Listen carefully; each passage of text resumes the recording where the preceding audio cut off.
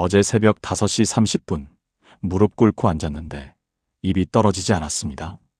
기도 제목은 분명한데 말이 나오지 않았습니다. 30분을 그렇게 앉아 있다가 그냥 일어섰습니다. 하나님, 제 기도가 닿고 있습니까?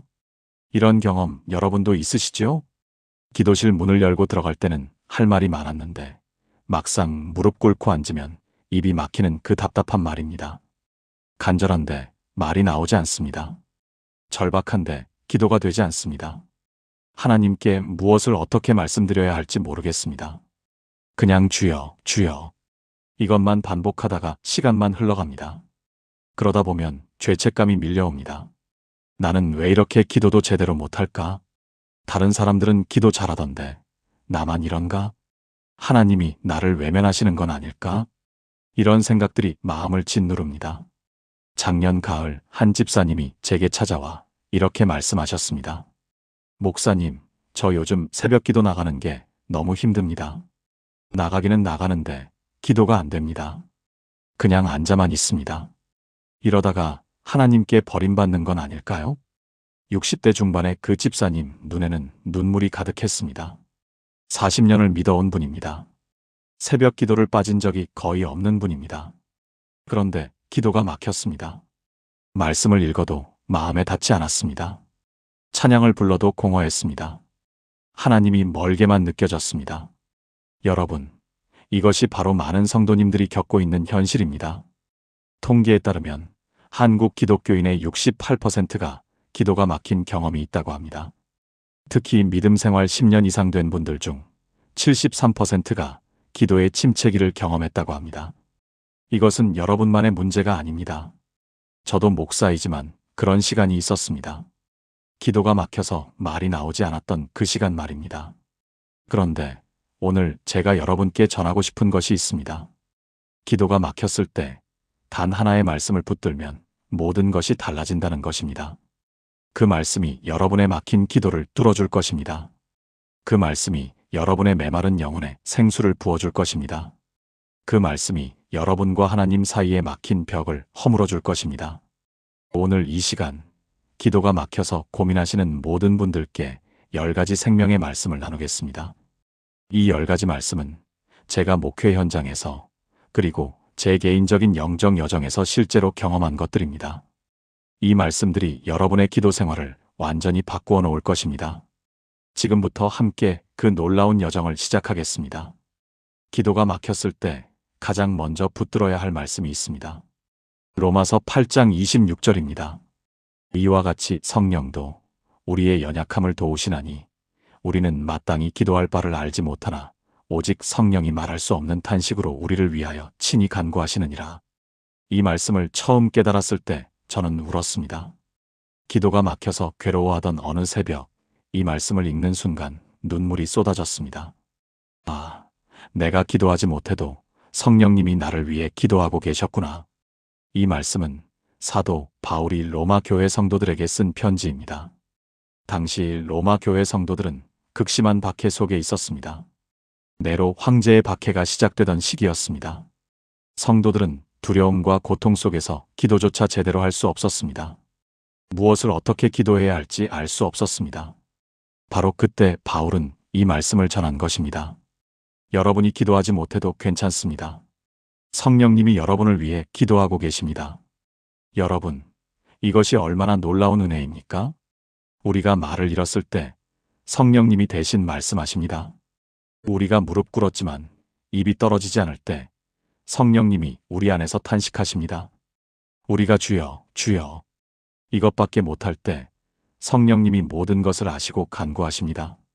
작년 봄, 한 청년이 제게 상담을 요청했습니다. 30대 초반의 그 청년은 회사에서 부당한 일을 당했습니다. 억울했지만 참았습니다. 기도하려고 했지만 너무 화가 나서 기도가 되지 않았습니다. 목사님, 저는 지금 기도할 수가 없습니다. 기도하려고 하면 저 사람을 저주하는 말만 나올 것 같습니다. 그래서 기도를 안 하고 있습니다. 저는 그 청년에게 이 말씀을 전해주었습니다. 지금 내가 기도하지 못해도 괜찮아. 성령님이 너를 위해 기도하고 계셔. 내가 화가 나서 말을 못해도 성령님은 내 마음을 다하시고 하나님께 간구하고 계셔. 그 청년은 눈물을 흘렸습니다. 그리고 이렇게 말했습니다. 목사님, 그렇다면 제가 지금 이렇게 괴로운 것도 성령님이 다 아시는 거네요. 제가 말로 표현하지 못해도 성령님이 다 아시는 거네요. 바로 그것입니다. 성령님은 우리의 모든 것을 아십니다. 우리가 표현하지 못하는 아픔도, 우리가 말로 할 수 없는 고통도, 우리가 정리되지 않은 감정도 다 아십니다. 그리고 그 모든 것을 가지고 하나님 앞에 간구하십니다. 말할 수 없는 탄식으로 간구하십니다. 여러분, 기도가 막혔을 때 죄책감을 느끼지 마세요. 그것은 여러분의 믿음이 약해서가 아닙니다. 그것은 여러분이 하나님께 버림받아서가 아닙니다. 오히려 그 순간이야말로 성령님의 도우심이 가장 강력하게 임하는 순간입니다. 우리의 연약함을 성령님이 도우십니다. 우리가 약할 때 성령님이 강하십니다. 우리가 말을 잃었을 때 성령님이 말씀하십니다. 오늘부터 기도가 막힐 때 이렇게 고백해 보세요. 성령님, 제가 지금 무슨 말을 해야 할지 모르겠습니다. 대신 기도해 주세요. 이것이 기도입니다. 이것도 충분한 기도입니다. 아니, 이것이야말로 가장 정직한 기도입니다. 기도가 막혔다는 것은 영혼이 갈급하다는 증거입니다. 시편 42편 1절을 보십시오. 하나님이여, 사슴이 시냇물을 찾기에 갈급함같이 내 영혼이 주를 찾기에 갈급하나이다. 이 시편은 다윗이 아들 압살롬에게 쫓겨 도망가던 중에 쓴 시입니다. 왕궁에서 쫓겨나 광야로 도망가야 했습니다. 아들에게 배신당한 아픔, 왕위를 빼앗긴 절망, 언제 죽을지 모르는 두려움이 그를 짓눌렀습니다. 그 순간 다윗은 무엇을 보았을까요? 사슴 한 마리가 시냇물을 찾아 헤매는 모습을 보았습니다. 목이 말라 죽어가는 사슴이 필사적으로 물을 찾고 있었습니다. 다윗은 그 사슴을 보면서 깨달았습니다. 저 사슴이 물을 찾듯이 나도 하나님을 찾고 있구나. 여러분, 기도가 막혔다는 것은 무엇을 의미합니까? 그것은 여러분의 영혼이 하나님을 갈급해하고 있다는 증거입니다. 목마른 사람만이 물을 찾습니다. 배고픈 사람만이 음식을 찾습니다. 기도가 막혀서 괴로운 것은 여러분이 하나님을 갈망하고 있기 때문입니다. 만약 하나님을 원하지 않는다면 기도가 막혀도 괴롭지 않을 것입니다. 기도가 안 되어도 상관없을 것입니다. 그런데 여러분은 괴롭습니다. 답답합니다. 막막합니다. 왜 그렇습니까? 하나님을 원하기 때문입니다. 하나님과의 교제를 갈망하기 때문입니다. 하나님의 음성을 듣고 싶기 때문입니다. 이것이야말로 살아있는 믿음의 증거입니다. 몇 년 전 한 권사님이 제게 이렇게 말씀하셨습니다. 목사님, 저는 요즘 기도가 안 되는데도 교회는 나옵니다. 제가 위선자인 것 같아요. 저는 그분께 물었습니다. 권사님, 그런데도 왜 교회에 나오세요? 그냥 안 나오면 더 답답해서요. 하나님이 보고 싶어서요. 바로 그것입니다. 기도가 안 되어도 하나님이 보고 싶다는 것, 이것이 갈급함입니다. 말이 나오지 않아도 하나님을 찾는다는 것, 이것이 영적 목마름입니다. 사슴은 물을 찾을 때 포기하지 않습니다. 죽을 때까지 물을 찾습니다. 목이 말라 비틀거리면서도 물을 찾아 헤맵니다. 그리고 결국 물을 찾아냅니다. 여러분의 영혼도 그렇습니다. 기도가 막혀도 하나님을 찾으면 결국 하나님을 만나게 됩니다. 말이 나오지 않아도 하나님 앞에 나아가면 하나님이 여러분을 만나주십니다. 기도가 막혔을 때 이렇게 고백해 보세요. 하나님, 제 영혼이 주를 찾습니다. 말은 나오지 않지만 주님을 갈망합니다. 이것도 기도입니다. 갈급함 그 자체가 기도입니다.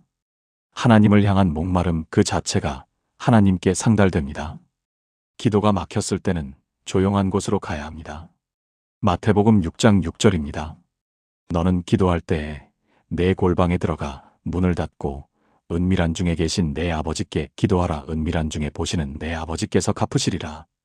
이 말씀은 예수님이 산상수훈에서 하신 말씀입니다. 당시 바리새인들은 사람들 앞에서 기도하기를 좋아했습니다. 회당 모퉁이에 서서 큰 소리로 기도했습니다. 사람들에게 보이기 위해 기도했습니다.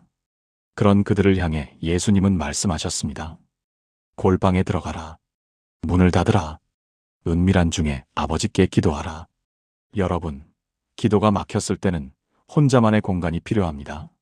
아무도 없는 곳, 아무도 보지 않는 곳, 오직 하나님과 나만 있는 곳이 필요합니다. 왜 그렇습니까? 기도가 막혔을 때는 많은 잡념이 일어나기 때문입니다. 다른 사람들은 나를 어떻게 생각할까? 내가 기도를 못하는 모습을 보면 실망하지 않을까? 나는 왜 이렇게 기도를 못할까? 이런 생각들이 기도를 더욱 막습니다. 그래서 예수님은 골방에 들어가라고 하신 것입니다. 모든 사람의 시선에서 벗어나라는 것입니다. 오직 하나님과만 마주하라는 것입니다. 작년 겨울 한 집사님이 제게 고백했습니다. 목사님, 저는 새벽 기도회에 나가면 더 기도가 안 됩니다. 다른 분들 기도 소리가 들리면 제가 초라해집니다. 그래서 요즘은 집에서 혼자 기도합니다. 저는 그분께 말씀드렸습니다. 그것도 좋은 방법입니다. 예수님도 골방에서 기도하라고 하셨습니다. 중요한 것은 장소가 아니라 하나님과의 만남입니다. 골방은 물리적 공간만을 의미하지 않습니다. 그것은 마음의 공간이기도 합니다. 사람들의 시선에서 자유로워지는 것입니다. 평가와 비교에서 벗어나는 것입니다. 오직 하나님 앞에 나 자신으로 서는 것입니다. 기도가 막혔을 때 조용한 곳을 찾으세요. 아무도 없는 방, 산책로, 공원 벤치, 차 안, 어디든 좋습니다. 그곳에서 하나님과 단둘이 있으세요. 말이 나오지 않아도 괜찮습니다. 그냥 앉아있기만 해도 괜찮습니다. 하나님은 은밀한 중에 여러분을 보고 계십니다. 여러분의 침묵도, 여러분의 눈물도, 여러분의 한숨도 다 보고 계십니다. 그리고 그 모든 것에 응답하십니다. 골방의 기도는 가장 정직한 기도입니다. 아무에게도 보이지 않기 때문에 꾸밀 필요가 없습니다. 거칠해야 할 필요가 없습니다. 그저 있는 그대로의 나를 하나님 앞에 드러내면 됩니다. 오늘부터 여러분만의 골방을 찾으세요. 그곳에서 하나님과 단둘이 있는 시간을 가지세요. 말이 나오지 않아도, 기도가 막혀도 그냥 거기 있으세요. 하나님이 여러분을 만나주실 것입니다. 기도가 막혔을 때는 말씀으로 돌아가야 합니다. 요한복음 15장 7절입니다. 너희가 내 안에 거하고 내 말이 너희 안에 거하면 무엇이든지 원하는 대로 구하라 그리하면 이루리라. 이 말씀은 예수님이 제자들과의 마지막 만찬에서 하신 말씀입니다. 십자가를 지시기 전날 밤이었습니다. 제자들은 불안했습니다. 예수님이 떠나신다는 말씀에 두려워했습니다. 그런 제자들에게 예수님은 내 안에 거하라고 하셨습니다. 그리고 내 말이 너희 안에 거하게 하라고 하셨습니다. 여러분, 기도가 막혔다는 것은 무엇을 의미합니까? 그것은 우리 안에 하나님의 말씀이 메말랐다는 신호일 수 있습니다. 기도와 말씀은 떨어질 수 없는 관계입니다. 말씀이 풍성한 사람은 기도가 풍성합니다. 말씀이 메마른 사람은 기도도 메마릅니다. 왜 그렇습니까? 기도는 하나님께 말씀드리는 것이고, 말씀은 하나님이 우리에게 말씀하시는 것이기 때문입니다. 하나님의 음성을 들어본 사람만이 하나님께 말할 수 있습니다. 하나님이 무엇을 원하시는지 아는 사람만이 하나님께 구할 수 있습니다. 몇 년 전 한 청년이 제게 이렇게 말했습니다. 목사님, 저는 기도가 안 됩니다. 그런데 성경 읽는 것도 재미없습니다. 둘 다 안 되니까 너무 답답합니다. 저는 그 청년에게 제안했습니다. 그럼 시편을 소리내어 읽어보세요.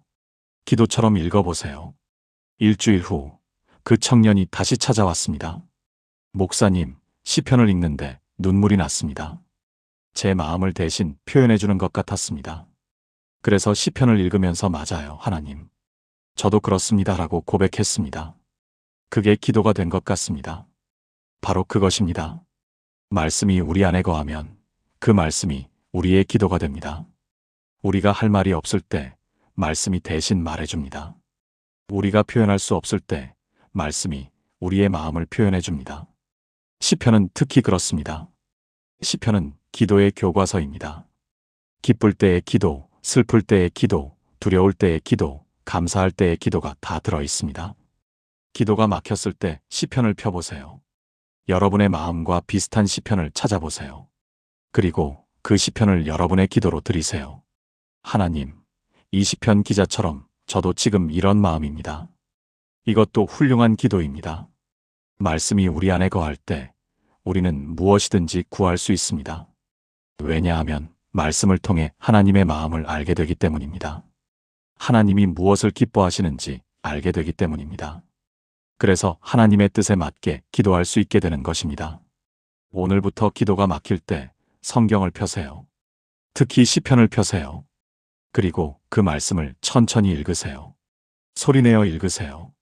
그러면 그 말씀이 여러분의 입술을 열어줄 것입니다. 그 말씀이 여러분의 마음을 표현해 줄 것입니다. 그 말씀이 여러분의 기도가 될 것입니다. 기도가 막혔을 때 우리는 주눅이 듭니다. 내가 감히 하나님 앞에 나아가도 되는 걸까? 이렇게 기도도 못하는 내가 하나님 앞에 설 자격이 있을까? 그런 여러분께 히브리서 4장 16절을 드립니다. 그러므로 우리는 긍휼하심을 받고 때를 따라 돕는 은혜를 얻기 위하여 은혜의 보좌 앞에 담대히 나아갈 것이니라. 이 말씀은 히브리서 기자가 핍박받는 유대인 그리스도인들에게 쓴 것입니다. 그들은 유대교에서 쫓겨났습니다. 가족에게 버림받았습니다. 사회에서 배척당했습니다.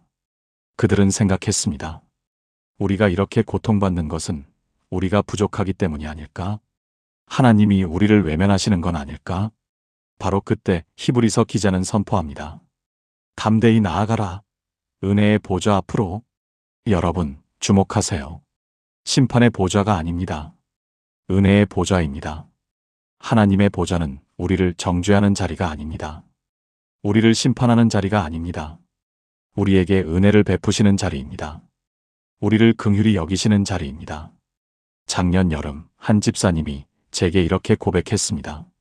목사님, 저는 요즘 기도가 안 되는 게 하나님께 죄를 짓는 것 같아서 하나님 앞에 나가기가 두렵습니다. 저는 그분께 물었습니다. 집사님, 자녀가 아플 때 부모에게 오는 게 당연하지 않습니까?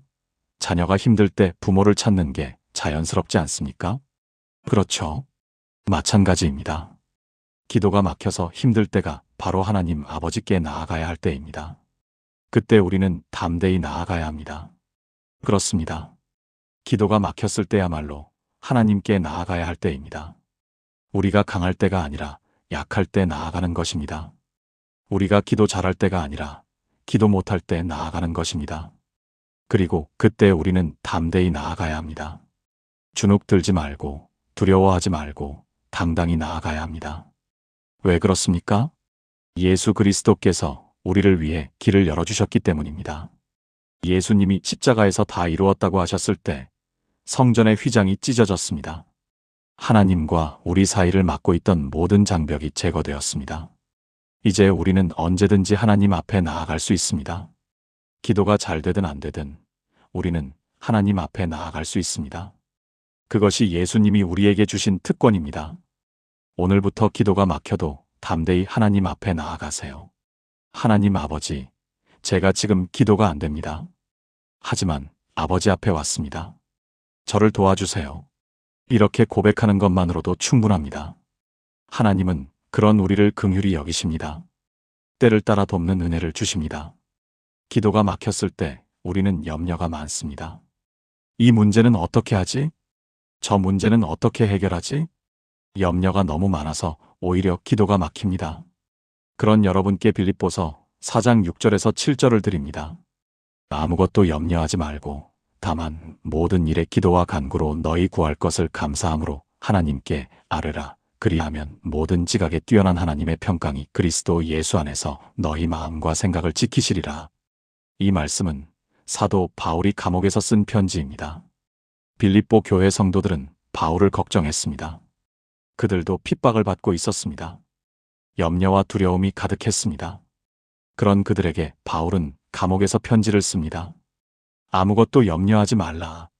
감옥에 갇힌 사람이 자유로운 사람들에게 염려하지 말라고 합니다.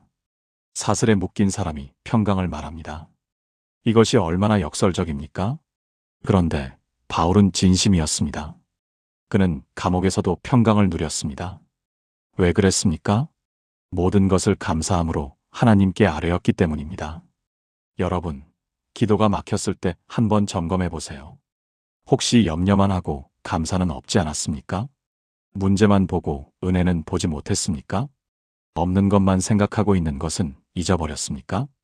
며칠 전 한 권사님이 제게 이렇게 말씀하셨습니다. 목사님, 저는 요즘 기도 제목이 너무 많아서 기도가 안 됩니다. 건강 문제, 자녀 문제, 경제 문제. 너무 많아서 어디서부터 기도해야 할지 모르겠습니다. 저는 그분께 제안했습니다. 권사님, 오늘 하루만 감사 제목으로만 기도해 보세요. 문제는 내려놓고 감사만 하세요. 일주일 후 그 권사님이 다시 오셨습니다. 목사님, 신기한 일이 일어났습니다. 감사 기도를 시작하니까 입이 열리더라고요. 감사할 것이 이렇게 많은 줄 몰랐습니다. 그러다 보니 자연스럽게 간구 기도도 나왔습니다. 바로 그것입니다. 감사는 기도의 문을 여는 열쇠입니다. 감사할 때 우리 마음이 열립니다. 감사할 때 하나님의 은혜가 보입니다. 감사할 때 염려가 평강으로 바뀝니다. 바울은 말합니다. 모든 일에 기도와 간구로 감사함으로 하나님께 아뢰라. 모든 일입니다. 좋은 일만이 아닙니다. 나쁜 일도 힘든 일도 막막한 일도 감사함으로 아뢰라는 것입니다. 어떻게 그럴 수 있습니까? 우리가 문제를 보는 것이 아니라 하나님을 보기 때문입니다.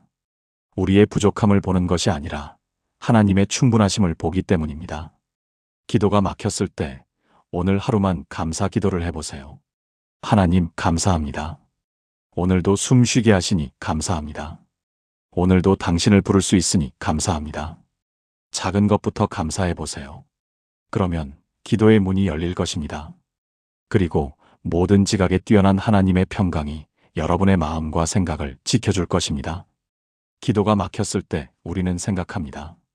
내 기도가 무슨 힘이 있을까?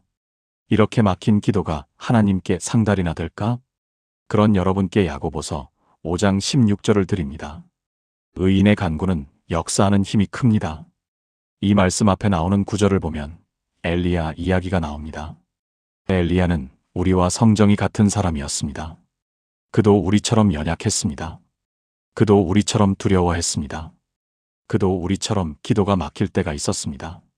실제로 열왕기상 19장을 보면 엘리야가 이세벨에게 쫓겨 도망갈 때 그는 기도조차 제대로 하지 못했습니다. 여호와여 넉넉하오니 지금 내 생명을 거두시옵소서. 이것이 그의 기도였습니다. 기도라기보다는 절규에 가까웠습니다. 포기의 고백이었습니다. 그런데 하나님은 그 기도를 들으셨습니다. 천사를 보내 그를 먹이셨습니다. 40일을 갈 힘을 주셨습니다. 호렙산에서 다시 만나주셨습니다. 여러분, 엘리야의 이 막힌 기도도 하나님께 상달되었습니다. 제대로 된 기도가 아니었지만 하나님은 들으셨습니다. 왜 그렇습니까? 그가 의인이었기 때문입니다. 그런데 여기서 의인이란 무엇입니까? 완벽한 사람을 말하는 것이 아닙니다. 죄 없는 사람을 말하는 것이 아닙니다. 하나님과 바른 관계에 있는 사람을 말합니다. 예수 그리스도를 믿음으로 의롭다 하심을 받은 사람을 말합니다. 여러분이 예수님을 믿으면 여러분은 의인입니다. 여러분의 행위가 완벽하지 않아도 여러분은 예수님 안에서 의인입니다. 그 의인의 간구는 역사하는 힘이 큽니다. 작년 봄 한 집사님이 제게 이렇게 말씀하셨습니다. 목사님, 저는 이렇게 기도도 못하는데 제가 의인이라고 할 수 있을까요? 저는 그분께 물었습니다. 집사님, 예수님을 믿으십니까? 네, 믿습니다. 그럼 집사님은 의인입니다. 집사님의 기도는 역사하는 힘이 큽니다.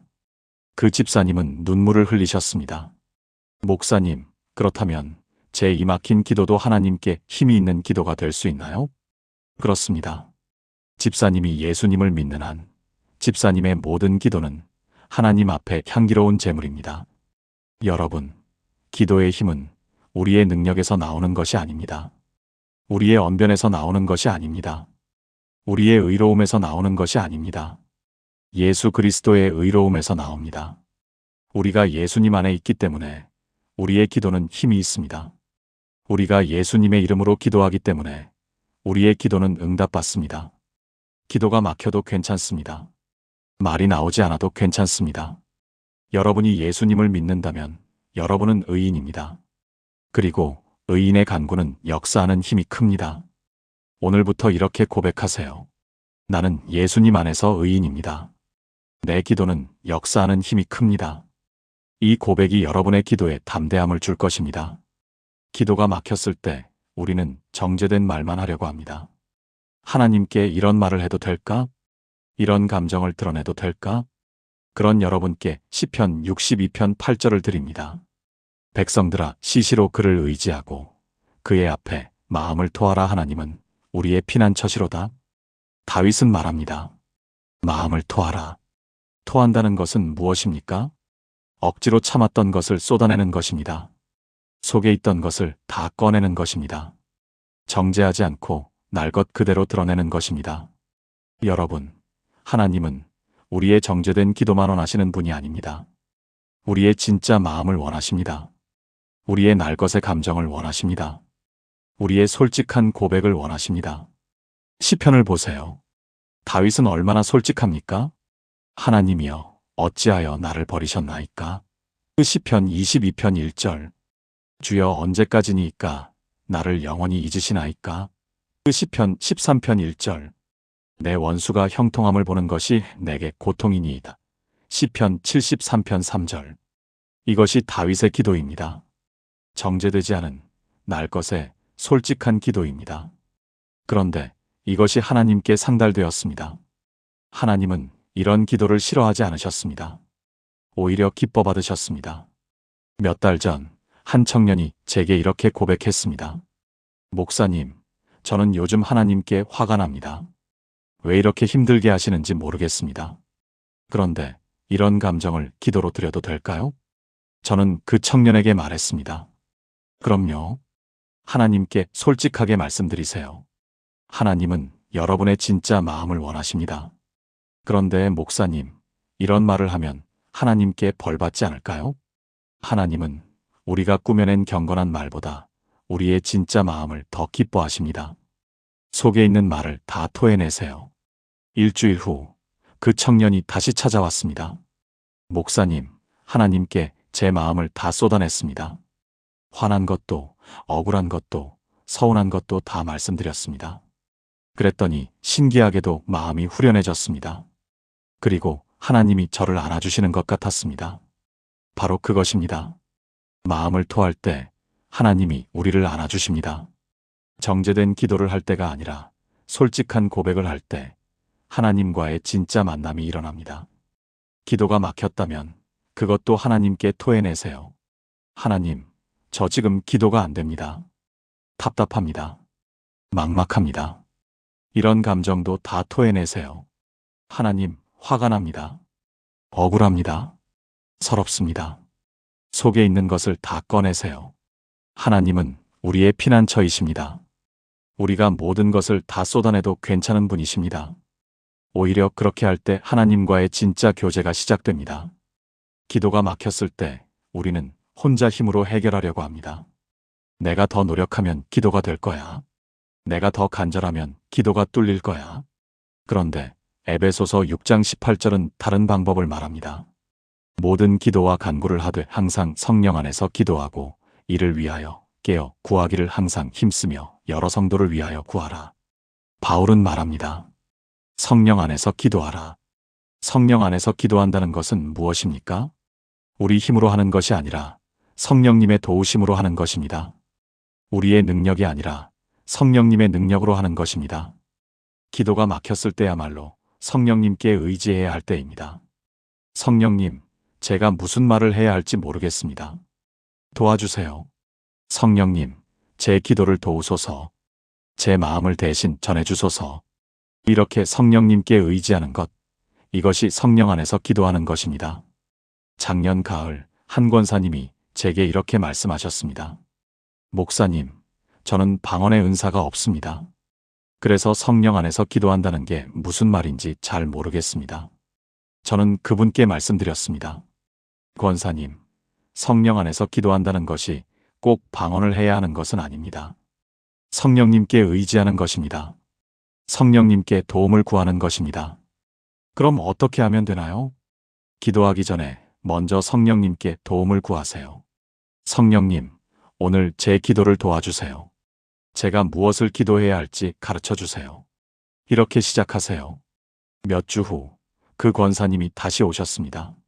목사님 신기합니다. 성령님께 도움을 구하고 기도하니까 평소에 생각하지 못했던 기도 제목들이 떠오릅니다. 그리고 기도하는 동안 마음에 평안이 임합니다. 바로 그것입니다. 성령님께 의지할 때 우리는 우리 생각을 넘어선 기도를 하게 됩니다.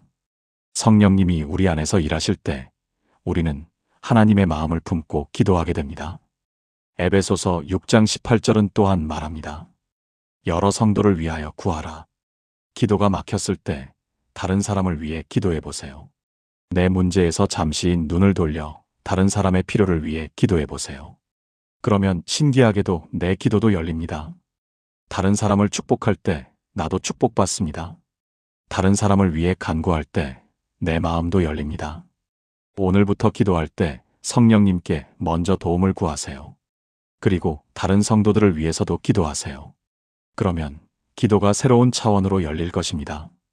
기도가 막혔을 때 우리는 낙심합니다. 이제 그만 포기할까? 기도해봤자 소용없는 것 같은데. 그런 여러분께 마지막으로 누가복음 18장 1절을 드립니다. 예수께서 그들에게 항상 기도하고 낙심하지 말아야 할 것을 비유로 말씀하여. 예수님은 왜 이 말씀을 하셨을까요? 제자들이 기도가 막혀서 낙심했기 때문입니다. 기도해도 응답이 없는 것 같아서 포기하려고 했기 때문입니다. 그런 제자들에게 예수님은 불의한 재판관 비유를 들려주십니다. 한 과부가 재판관에게 계속해서 찾아갑니다. 재판관은 처음에는 들어주지 않습니다. 그런데 과부가 포기하지 않고 계속 찾아가자 결국 재판관이 그녀의 청을 들어줍니다. 예수님은 말씀하십니다. 하물며 하나님께서 밤낮 부르짖는 택하신 자들의 원한을 풀어주지 아니하시겠느냐? 불의한 재판관도 끈질긴 과부의 청을 들어주는데 하물며 사랑이 많으신 하나님께서 우리 기도를 듣지 않으시겠느냐는 것입니다. 여러분, 기도가 막혔다고 포기하지 마세요. 응답이 없는 것 같아도 낙심하지 마세요. 하나님은 우리의 기도를 다 들고 계십니다.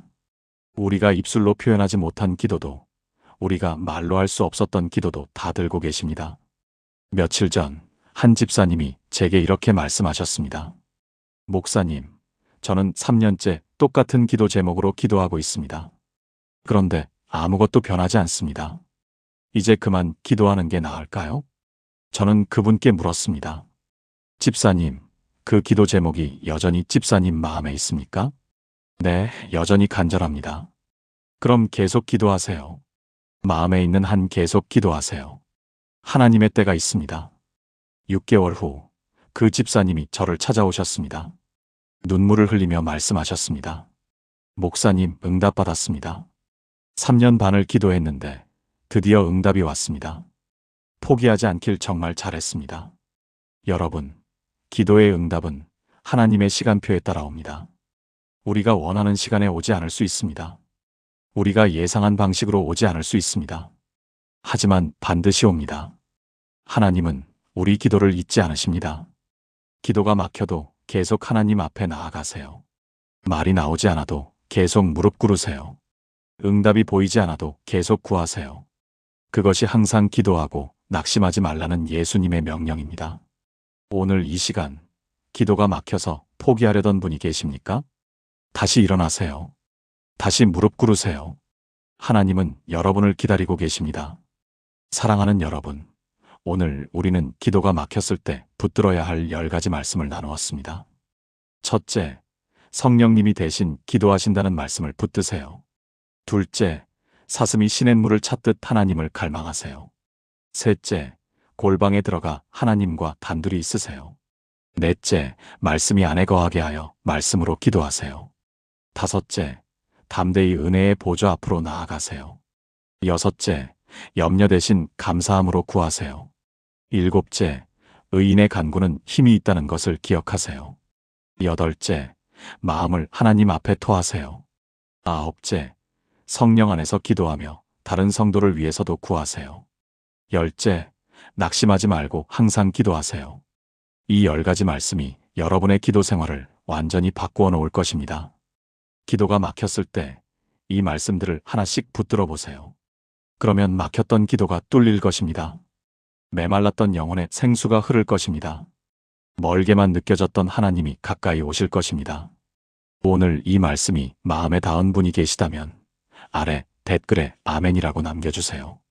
그리고 좋아요를 눌러주시고 구독 버튼도 눌러주세요. 이 귀한 말씀이 더 많은 분들에게 전해질 수 있도록 공유도 부탁드립니다. 기도가 막혀서 고민하시는 모든 분들께 이 영상이 큰 위로와 힘이 되기를 바랍니다. 여러분 한 분 한 분의 기도를 하나님께서 다 들으시고 때를 따라 돕는 은혜를 베푸시기를 간절히 기도합니다. 하나님의 사랑과 평강이 여러분과 함께 하시길 축복합니다. 감사합니다.